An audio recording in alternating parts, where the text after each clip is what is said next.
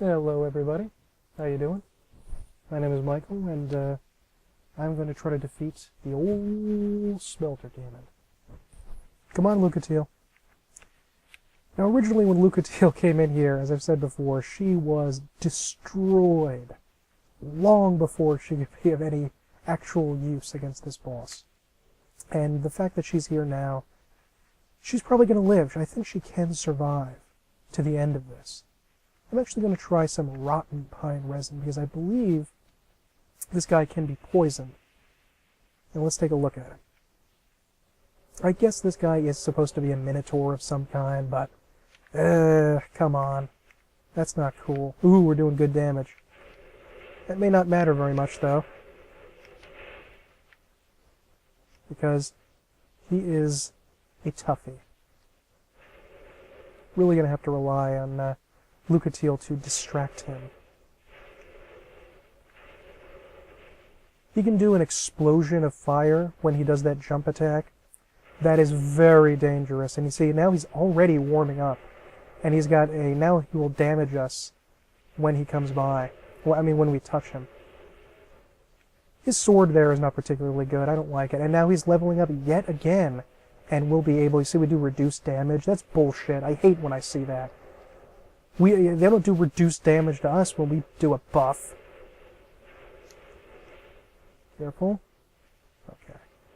He used to spam that fire explosion. Now this thing is not just dead weight. We got it? No. Lucatiel is, like I said, she's Lucas Steel now. He's gonna do it. Yes. That fire explosion is deadly.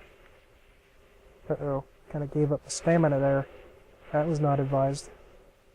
He can also attack us with that flame. The flame kind of shoots out past where we are. Now, I have not gotten stuck on the wall, but I've heard that they really didn't take that thing away. See, he hasn't been poisoned yet. Maybe they changed that. Or maybe you really do need toxic mist. Something that you can get in one of the rat rooms. Not the one where we went in the Doors of Pharos, but the other one. He's close to going down now. If we didn't have this weapon, though, he would be pretty beastly.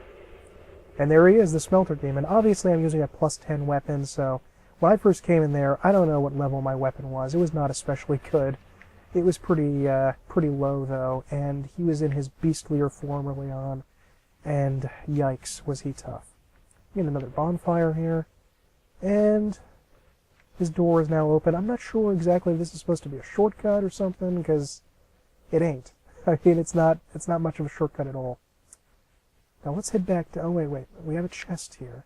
And I think we are going to need to rest in the bonfire to do what we will do. But let's get this chest first. You used to didn't have to sit at the bonfire, I think. We get something called the Porcine Shield, which is, well, it's hilarious. Let's take a look at it. Yeah, it's a pig. It's sort of creepy and kind of weird and definitely unique. I was thinking of running a build that was sort of like I would call it a peasant build. And you can only use certain weapons. I'm sure somebody else has done a peasant build before. Now we have to rest the bonfire. And then a surprise will happen. But with this peasant build, I was thinking of using only a very small number of weapons and no shields except for, of course, the Porcine Shield. Because there is an enemy that we encounter in Brightstone Cove, Seldora, called the Porcine Peasant, who uses that weapon. Let's go back down there. And this shocked me when I first came back down here, as it is supposed to. Dun dun dun! Who is it? Yeah, it's the Pursuer, again. I think he just has more health. I don't think he's substantially more difficult. He's also not an official boss fight anymore. We do actually run into him again in New Game Plus. But I think that's it. And you would want to come in here because he does drop the Ring of Blades +1. So that can be very useful.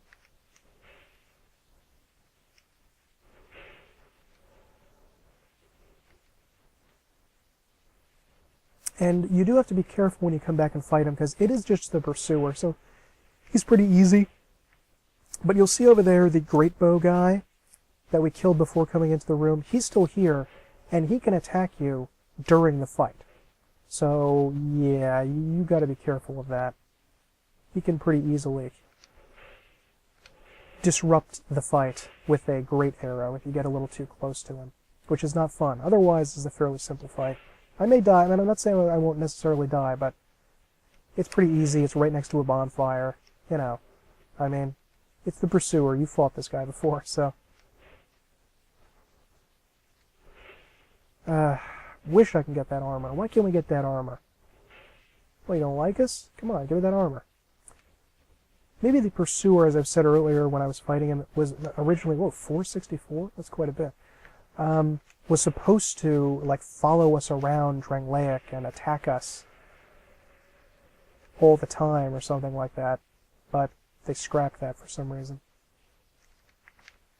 And I think after this I'm going to go to the Belfry Sol, and we can run around there. It's another area kind of like the Doors of Pharaoh, sort of an optional area we don't really need to go to. And the Belfry regions are the counterpart to the Rat areas. And these Belfry regions are PvP areas primarily. However, they invade your world rather than being summoned into their world. So the consequences are much more real. And you can lose your humanity, you can lose your souls, you can lose your place in the level, you can lose lots of stuff. And I may very well die while I'm in there. I really should just go back and use those souls, but I don't want to interrupt what we're talking about here. Let's talk to this moron up here.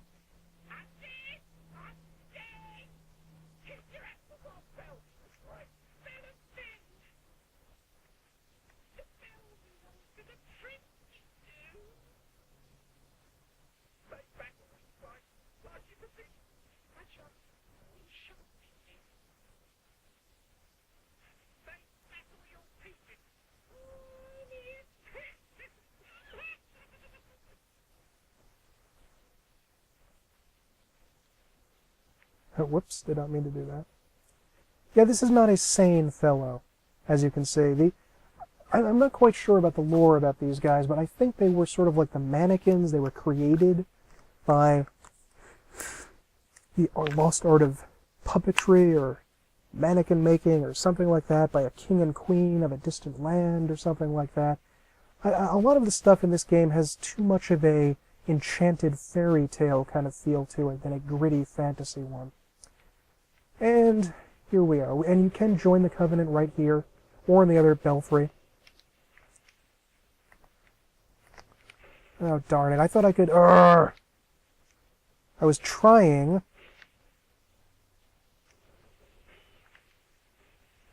Oh, Lord. I was trying to hit that guy with arrows because I thought I could target him because he was like 5 feet away, but apparently they're being real shitty with the targeting here and not letting you do it.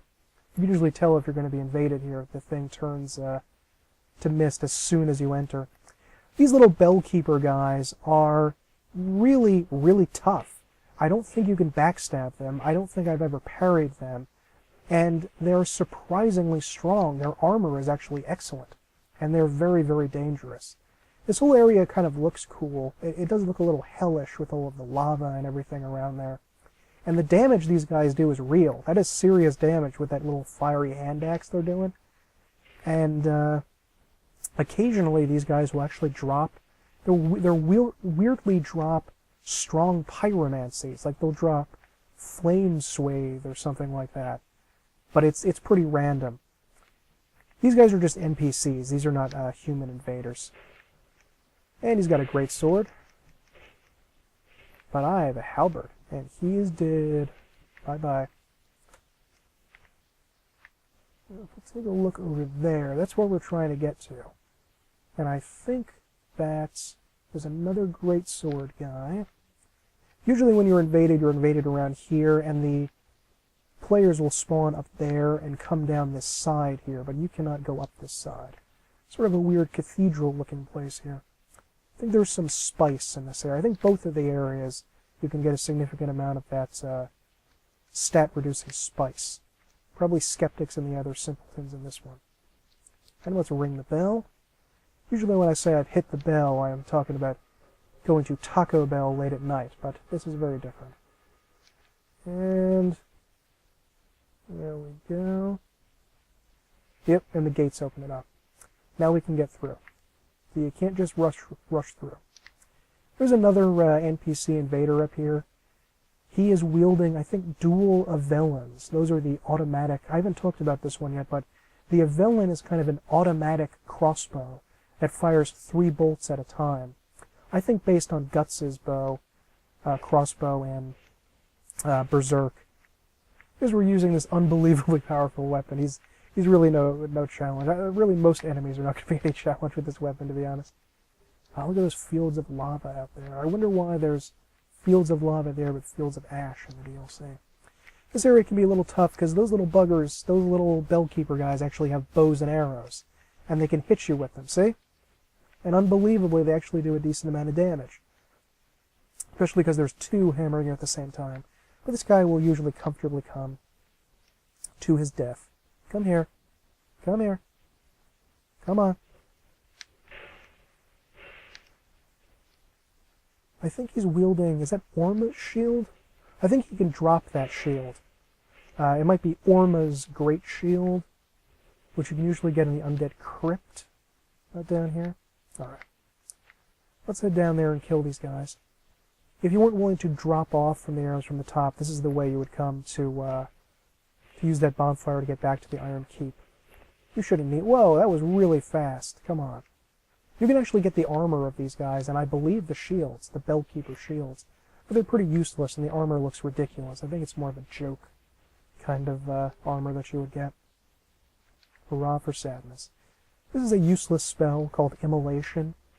And what Immolation does is essentially makes you the Smelter demon, what he did.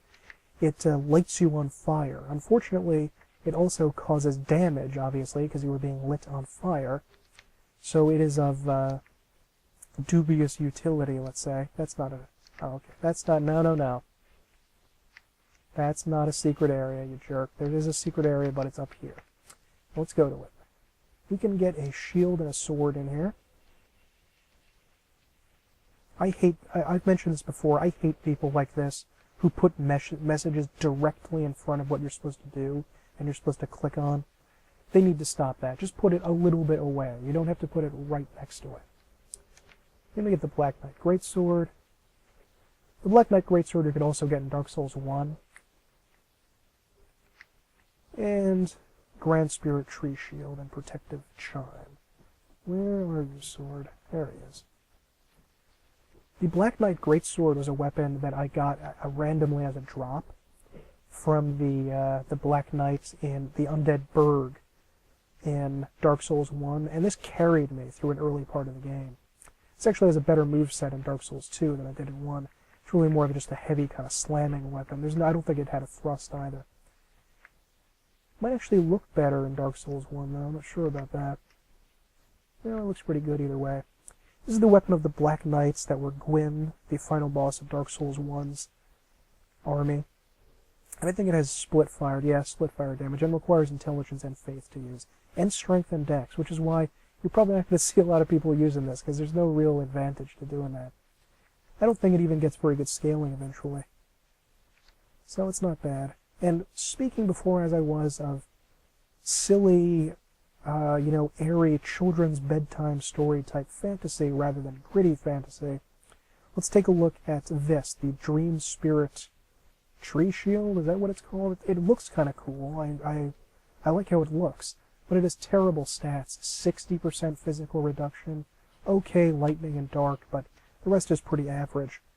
And it says, Shield of the Blue Spirit Tree that is said to possess divine powers, appears in the allegory of Quella, god of dreams, and can deflect spells by parrying.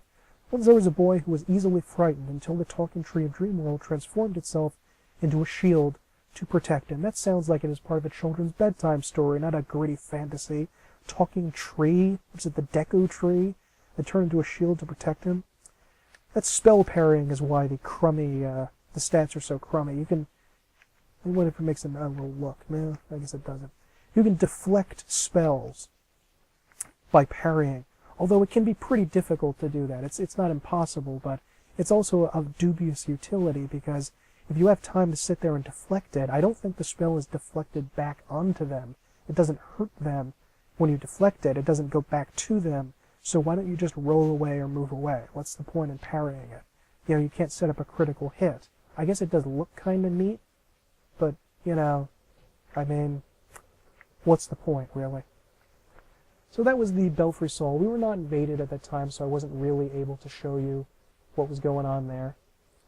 And what I think I will do now, is I don't have very much to do here, is go to the Grave of Saints. That said Harval's resting place, not Havel's resting place, by the way. The Grave of Saints is the other rat area. It works just like the former one. We could get invaded while we're here, or pulled into their world, or what. I don't know how you want to stay in it. Whatever it is. There are tons of rats in here, but fortunately no toxic rats. This guy is alive and is being a sneaky pants. But I can't hit him right now. It doesn't matter. It is useful, unlike the previous area, to actually come in here, because the boss's soul that you get for defeating him will actually allow you to make a really useful spell, especially a useful spell early on, when you're still struggling with the game and not quite sure what you're doing. These rats obviously can poison you. I would not even bother fighting them, because I think they're essentially infinite. They just keep on coming. This area does have a hex in it later on. Ooh, small, smooth, and silky stone. That's useful. Thankfully, we can just one-shot the rats. And like the other area, it's chock full of places where you can use Pharaoh's Lockstones. I'm going to try to one here for this bridge. Maybe this will work, or maybe we have to go upstairs. I forget. No, it works. This is where the hex is, down here. I don't think it's an especially useful hex, but if you want all of them, these stone statues of rats come alive in a second. This could have been a cool-looking area. Oh, that's not where the hex is. It's upstairs. Alright. This area is not nearly as fun to play around in and kill people in than in the Whisper of Despair. That's the hex. And it is in the other area. Oh, we can't get up here. We gotta go down. Okay. If you are playing offline, you'll be invaded in this area by an NPC invader. I forget his name, though, because it's been a while since I was playing offline in here. I don't really usually come into this area anyway, because there's not very much of great utility. And that one thing that I said was useful is a spell called Toxic Mist. And it's like Poison Mist, except way, way better. And is something that is very useful for fighting enemies that are... Really, that's it? That's all I get? A bunch of rats back there, of course. This area looks a lot like the catacombs in Dark Souls 1. And that Toxic Mist spell can make a lot of situations very easy, because you can just spam, poison at them, and that's it. Well, let's get to the bonfire, then we can kill the boss of this area. But I am going to make sure to bring some poison moss, just in case. This boss puzzled me for a long time, and I got really, really frustrated with it, and eventually just looked it up after my, 8th or 9th time doing this, because I'm a slow man and I did not get what was going on. In here is an infinite horde of rats, and it really is an infinite number. The rats will just keep coming and coming and coming. There's nothing you can do about it. And you'll notice that there is no boss thing that has come up. No thing that says the boss's name with a life bar at the bottom. Nothing has happened. So what's going on? This is very strange. Well, the trick is you have to kill 10 of these rats, and then a unique rat that looks very slightly different than the other ones. I've actually lost count of the number of rats I've killed. Will spawn by the door, and then you have to go and kill him, and that's the boss. So, yeah. I don't even know if I'm Like I said, I don't even know what rat I'm on. He will spawn right by the door, and he has a mohawk, because he's like the one gremlin, in Gremlin. There he is. He's here. He's going to come in a second. He's going to spawn right by the door, and he can actually inflict toxic on you. So you want to kill this guy immediately. And then the rats will just walk away. There's not really a whole lot of point to doing any of this, aside from that poison thing, but then you can come over here, and just like after the dog boss, which we did not see, you can talk to a rat, and because you have a rat tail in your inventory for beating that creature, you can join the Rat Covenant. But you can also get, I think, an infinite number of dung pies from him. So again, if making people toxic is your thing, then coming down here is definitely what you want to do. Hey, go away. Now, and if you come down over here, just wanted to show some of these traps here, if we have any Pharaoh's Lockstones, which we have plenty of, because I farmed those, I was farming that guy for a Mastodon Halberd in the Doors of Pharaoh, so I got a bunch of these things. Let's take a look here at the Pharaoh's Lockstone. Yeah, it just spews out gunk, which is pretty darn gross, and I'm pretty sure it poisons you if you step in it. So yeah, that's really, really gross. Oh no, it's equipment breakage. Ooh, it's even worse.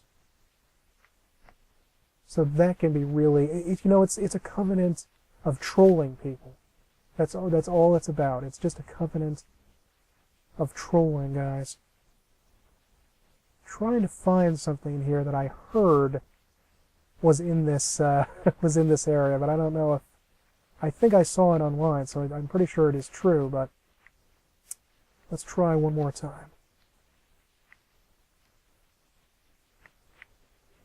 More gunk. Good, good. More slime being put out there. Supposedly, among this gigantic mass of putrescence, there is at some point, you can see and I'm not kidding about this, a discarded bottle of Heineken. I don't know where exactly it is. Oh, damn it. I have to fix everything now. No, it doesn't matter. I got souls. Can't quite see. I'm going to try one more, then I'm going to head back over there. I'm going to take my stuff off, actually, because I don't want to get it broken. And we do not need it for the next area.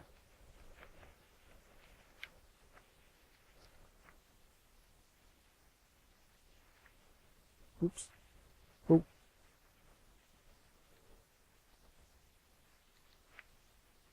You can actually break the rings of life protection there. I hadn't noticed that, but they have like 300 durability, so it's not that bad. Can you see anything? I don't know exactly where it is or how you see it, but I heard you can see that. A bottle of Heineken beer, but who knows? Maybe somebody modded it to put that in there. I don't know. Now, after you defeat the rat boss, you can come down here, and you'll be able to get some stuff, although it's not especially useful. I thought I might as well try to show it to you. You can now drop down to where where we first came into the rat room. You can drop down through there and get an item that was there. This actually looks pretty cool. I really like the way this looks. Yeah, it looks kind of scary, but there's no reason for it to be scary. There's nothing really down here. Pharaoh's Lockstone. There's a chime down here that we can get eventually, but I might not even be able to land on it, so I might not get it. Way down there at the bottom, where we're eventually going to end up, that is actually the area with the Kamikaze Hollows in it. All right. Ooh, there we go. And a bleed stone. That's not useful. You can get down there from here. I'm going to make an attempt to jump over there. Thankfully, I have the Ring of Life Protection on, because I don't know if I'm going to be able to make this jump. This looks incredibly tough. Alright. Damn it. Fuck it. Alright, forget it. Hate the jumping in this game. That's something called, I think, the disc chime, which is a chime that can double as a shield. And, I don't really think it's all that useful, so... So, whatever. And I think I'm just about going to be ending the episode soon, although I think in the next episode I'm going to try to use the good old-fashioned Gurm axe, a weapon I am not as familiar with as I am with the swords and the halberds. The axes in the game I wasn't quite as comfortable with. So, let's put this here. How heavy is this thing? Ugh, 18 pounds. It's even heavier than this? Oh, yes it is. My goodness. I don't know if I'm going to be wearing the rusted mastodon armor then. I'm probably going to have to switch something out. Because that is really a heavy weapon. Repair. Repairing doesn't cost a whole lot of money, which is a really good change they made from Demon Souls. Because in that game, repairing stuff was a huge hassle. You can get thousands and thousands of points of damage per